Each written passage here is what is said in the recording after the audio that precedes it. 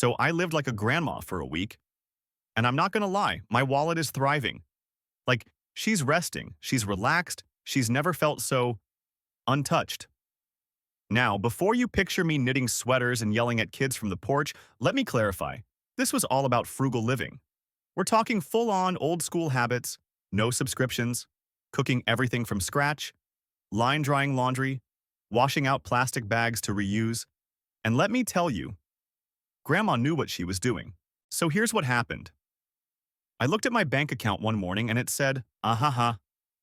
I needed to cut costs, fast. And then it hit me. My grandma lived her whole life frugally. She never had a credit card and somehow always had snacks, warm socks, and money for church. So I thought, what if I live like her for 7 days?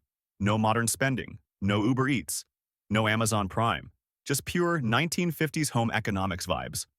Let's get into it. Part 1. Day 1. Cooking.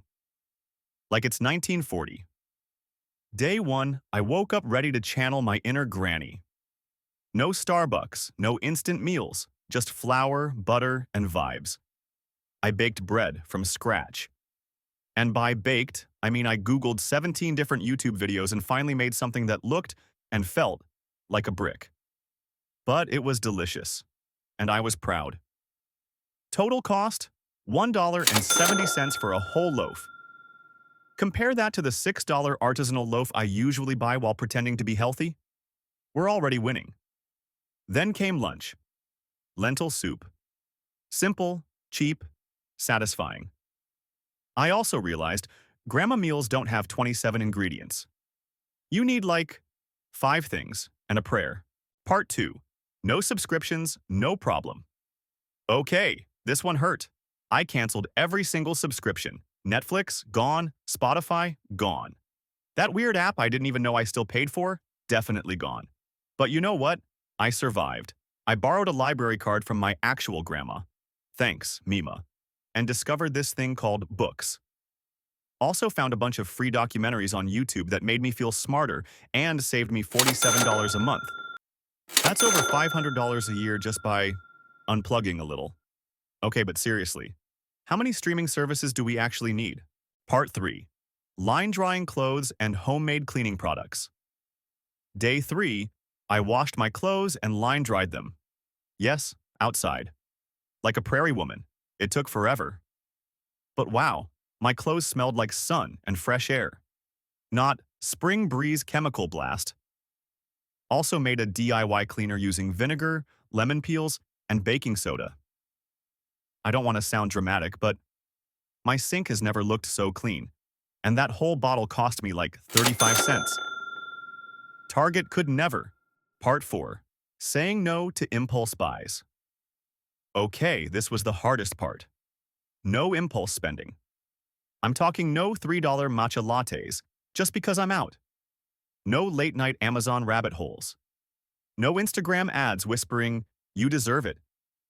Instead, I made a wish list, wrote down anything I wanted to buy, and waited. And you know what? After a few days, I didn't even want half that stuff anymore. Grandma didn't buy things to feel good. She bought what she needed and made it last. It's giving and mindful. After 7 days of grandma core living, here's the breakdown. I saved over $130 in just 1 week. No food delivery, no subscriptions, no impulse purchases. And I still ate well, felt cozy, and kept my house clean without using any fancy brand name stuff. Also, my stress levels were way down. Turns out when you're not constantly clicking add to cart, life feels simpler.